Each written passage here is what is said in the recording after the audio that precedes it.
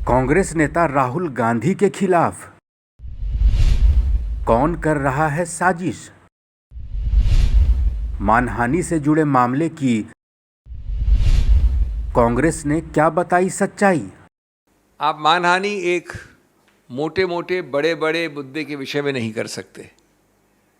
एक ऐसे विषय के बारे में जिसमें स्पष्टता नहीं है, एक व्यक्ति विशेष के विरुद्ध आक्षेप नहीं है, और अगर वो आरोप वेग हैं, ज़्यादा ब्रॉड हैं, बहुत बड़े एक हिस्से को, जनसंख्या को लेते हैं अपने आरोपों में, तो उसको मानहानि नहीं कह सकते। नंबर 2, उससे भी ज़्यादा महत्वपूर्ण, जिस वाक्य के विषय में चुनौती दी गई है कानून द्वारा, उस वाक्य में के विषय में किसी भी उन व्यक्तियों ने कोई भी कंप्लेंट फाइल नहीं की है जिनके संबंध में वो वाक्य कहा गया है। जो भी नाम लिए गए हैं, जो भी चीज़ें कही गई हैं, उनमें से कोई व्यक्ति ने कोई कंप्लेंट फाइल नहीं की। ये भी मानहानि के कानून का एक बहुत अभिन्न अंग है कि जिसकी मानहानि हुई है उसको ही कंप्लेंट फाइल करनी होती है और उसको बताना होता है कि किस प्रकार अमुक व्यक्ति के कहने से इस व्यक्ति की मानहानि हुई। ये कंप्लेंट उनमें से किसी व्यक्ति द्वारा नहीं है। नंबर 3,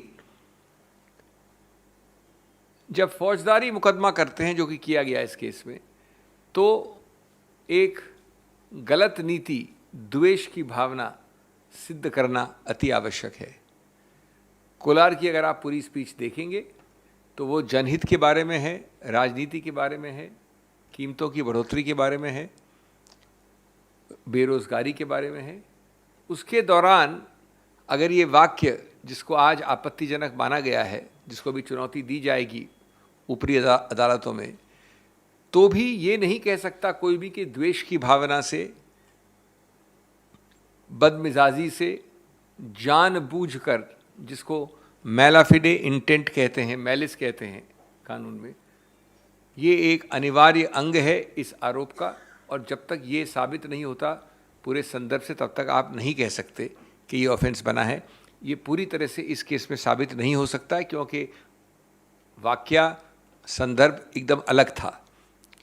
चौथा, और ये चीज़ें अभी जैसा मैंने कहा इसके डिटेल्स चेक करने हैं, लेकिन जो अभी उनको अभी तक तथ्य मिले हैं उसके अनुसार ये मामला काफ़ी अरसे तक एक मैजिस्ट्रेट मिस्टर एक्स के सामने था। जब वो वहाँ था तो याचक ने, कंप्लेनेंट ने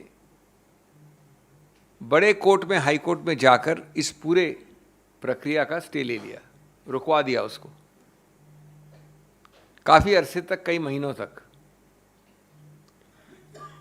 जब उस व्यक्ति का स्थानांतरण हुआ या वो उस ओहदे से हट गए, तो ये याचिका जो ऊपरी अदालत में डाली गई थी उसको विड्रॉ कर लिया गया और ये वापस नीचे आ गई एक भिन्न मैजिस्ट्रेट के सामने, जहां अभी आपको निर्णय अब आया है। धमकी की राजनीति, प्रतिशोध की राजनीति, उत्पीड़न की राजनीति, ये एक और मिसाल है।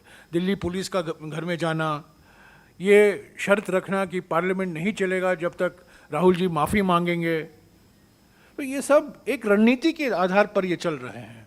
और आज देखिए क्या किया है, 6 बजे को बुलेटिन कर दिया लोकसभा में, डिमांड फॉर ग्रांट्स। तो मंशा साफ हो गई। ये कल ही उन्होंने तय कर लिया था कि आज 6 बजे को लोकसभा में डिमांड फॉर ग्रांट्स साइन, वो बिल्कुल गिलिटन हो जाएगा, यानी कि उस पर कोई चर्चा नहीं होगी और वॉइस वोट लिया जाएगा। वो कल ही तय हो गया था। तो पहले दिन से जब से सभी विपक्ष पार्टियों की ओर से ये मांग आई कि अडानी घोटाले में जेपीसी होना ज़रूरी है, उस दिन से ये मांग उन्होंने की, नहीं राहुल जी को माफ़ी मांगनी है।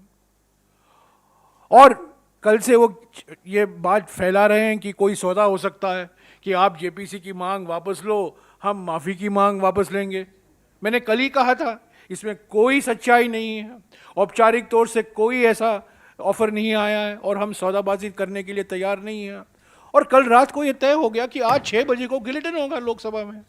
तो साफ हो गया ना कि वो बहस नहीं चाहते हैं, लोकसभा को चलाना नहीं चाहते हैं, राज्यसभा को चलाना नहीं चाहते हैं, और जल्द से जल्द इसको साइने डाई अर्जन किया जाए, क्योंकि ये जेपीसी का मामला अभी सभी पार्टियों उठा। आज देखिए टीएमसी की ओर से भी, अब तक टीएमसी थोड़ा अलग रास्ते पर चल रही थी, आज देखिए औपचारिक तौर से टीएमसी ने क्या कहा है। उन्होंने कहा है कि अडानी का अरेस्ट होना चाहिए, गिरफ्तार होना चाहिए। हम तो जेपीसी की मांग कर रहे हैं। तो इससे बचने के लिए ये सब ड्रामा खेला जा रहा है।